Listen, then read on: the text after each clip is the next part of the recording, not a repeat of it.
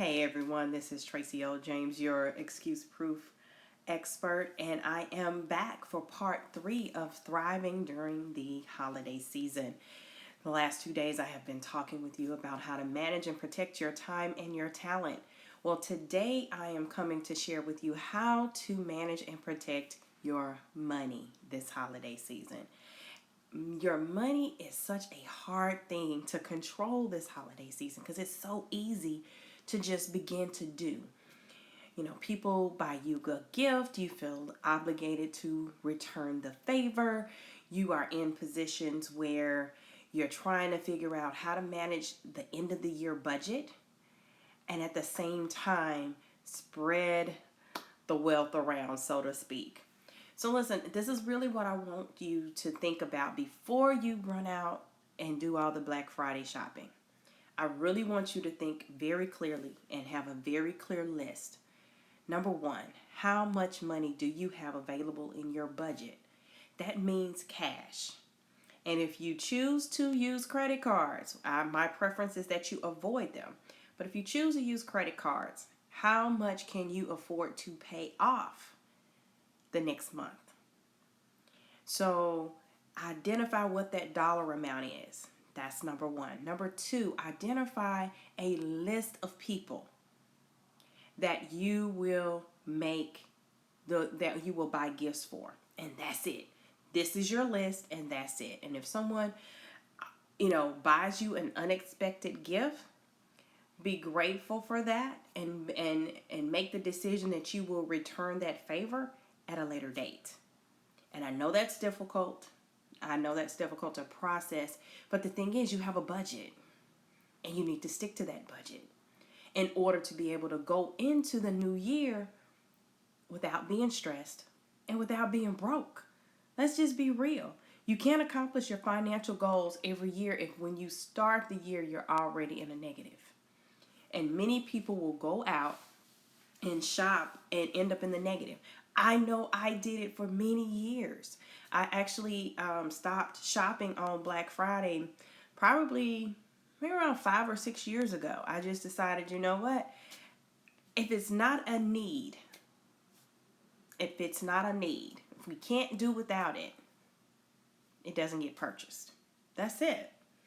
And a couple of years ago when I made the decision to start my business, one of the things I did was I clearly identified that I would, for a period of time, only buy gifts for the kids.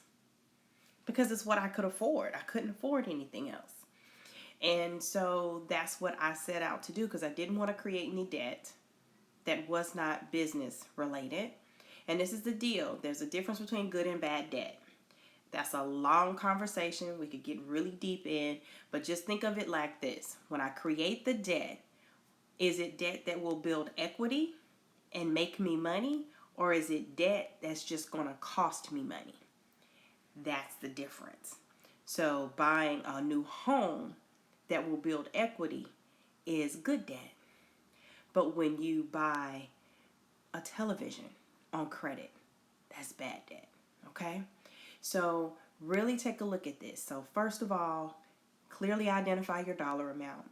Number two, clearly identify who you're buying gifts for and stick to that.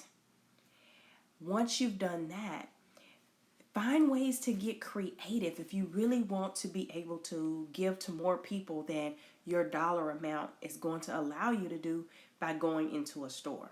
Get creative. How about doing homemade gifts? Or making the decision that maybe this year you'll do donations to nonprofit organizations in the name of other people. This is twofold. You get a tax deduction, and it also is a gift. And this time of year, you'll see nonprofit organizations giving you opportunities to do just that. So that's another thing. And one other thing that you can do is you can support small businesses. When you support a small business, you're in a position to be able to pour back into the community, and then also you'll come up with some unique things. There's unique opportunities and unique ways that you can give to the people in your life. So get creative. Don't just think in the box and think you have to run out to the nearest big box store on tomorrow afternoon or on Friday just to try and get a deal on a gift. So be creative, but make sure that you stick to your budget. That's the most important thing. Set your budget, decide who you're buying gifts for, and get creative. So I hope these tips help you to thrive financially this holiday season. If you have any comments or questions, please put them in the comments. And I know money is a bit of a taboo conversation, so sometimes people don't like to be very open publicly about their struggles with their money. Like if you don't really understand about a budget and how to follow it, please send me a direct message and I will gladly answer your questions privately. So take care. I wish you all a happy Thanksgiving. And as always, no matter what happens, just do it regardless. Zero excuses allowed, y'all. Take care. Love you much. Bye.